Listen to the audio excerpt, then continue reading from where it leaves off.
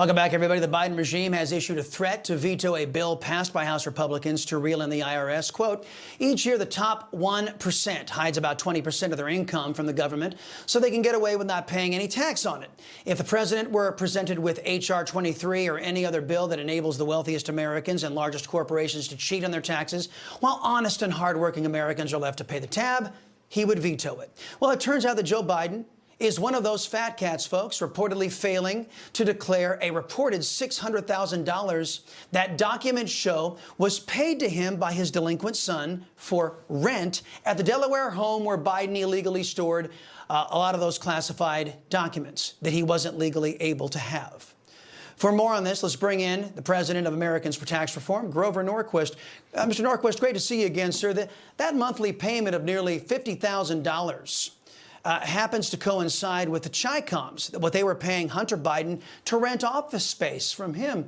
If the IRS were a credible agency, wouldn't the Bidens be at the top of their audit list? Something tells me they're not. I don't expect the IRS to care about this. They don't. $50,000 a month rent seems a bit steep for Biden to pay his family. If that was a gift, there'd be a gift tax on it. It certainly needs to be reportable as income. And this is not the first time that the president has hid money. He was caught before not paying, avoiding $500,000 in taxes, Social Security taxes, by taking book income and putting it into a subchapter S corporation as if the company owned it, not him. That way he didn't have to pay Social Security, Medicare, Medicaid taxes on that money. Saved himself about $500,000. And when the liberals that were looking at this, reporting in the Wall Street Journal saying there's no reason you do this except avoidance. There's no legitimate reason to hide the money the way Biden did. And this is a serious challenge. I mean, Biden's done this before. We've known about this for a long time, the $500,000 in non-paid Social Security, Medicaid, Medicare taxes. He did something that had no legal justification. He didn't pay the taxes, and the IRS doesn't care. Well, Mr. Norquist, what you just described sounds an awful lot like a hypocrite. Mr. Biden desiring, and his Democrat Party desiring, to unleash 87,000 armed IRS agents on the middle class because he doesn't want the millionaires or billionaires to get away with not paying taxes. But it sounds like he is one of the big culprits, and the Democrats are some of the biggest culprits of tax evasion. Hypocrites, yes? It's worse than that, because he has said it's patriotic to pay your taxes, even if legally you don't owe certain taxes. It's patriotic to do so. So he's decided that the people who do things that are much clearly that are legal, certainly better than what he did, that somehow if you use legal tax reduction, that you're not a patriot. Here he is going outside the law to take $500,000 away from Social Security, Medicare, and the rest of the world he smears as unpatriotic. The idea that there's this massive amount of high-income people not paying taxes. You remember when 18 months ago, somebody at the IRS stole the data of thousands of billionaires, which takes a lot of work. You have to go all over the IRS data to get it. It's not one leak in one place. So somebody from the very top had the access to this, gave it to a left-wing group, and then they were going to dump it the same day that the Senate was going to say, we're going to tax high-income people, to coordinate between the people who stole things, the IRS agents who stole things and gave them to this left-wing group, coordinating with senators. Give you some idea of how Washington, D.C. functions. People steal stuff out of the IRS, hand it to outside groups. They then get ready to do press conferences at the same day as the Democratic senators to argue for taxing higher income people. Did they find any taxes not being paid by all these thousands of billionaires? No, or we'd have heard about it. They went quiet, having stolen the stuff. They didn't then put, where's their study showing everybody not paying taxes? Yeah. Absolutely crooked and disgraceful. Trump's taxes were made public to weaponize them against him. What good are seeing Biden's tax returns if they're inaccurate? Well, interestingly, Biden has taken down from, he used to have up on his website, I hear all my taxes. He took about 3 or 4 years down, 2016, 17, 18, 19. And they took it off. It had been there, then they took it down. Very interesting question, because at some point, people with a Wayback Machine can get their hands on this, but they don't want people looking at it easily. And I don't know why, but they must have a reason. Well, we've got them. We got screen captures of them, so we have them here, and we'll continue to show those. And we can show you, according to those tax returns, that $600,000 was not declared. You know, every Democrat, Mr. Norquist, and 18 wretched Senate Republicans voted to impose those armed 87,000 goose-stepping IRS agents onto the middle class in our country.